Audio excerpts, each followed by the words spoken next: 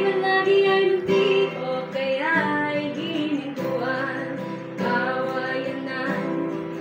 Kawayanan doon sa bandang silangan, ay araw-araw di saksi sa kairaming kabiguan.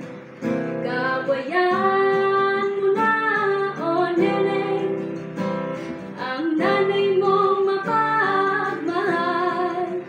Pauwi na't nakatungo na kagaya ng kawayan.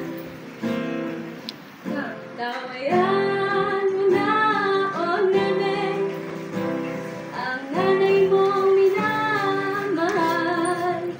Dinalaw niya ang ama mo sa malayo pang kulungan.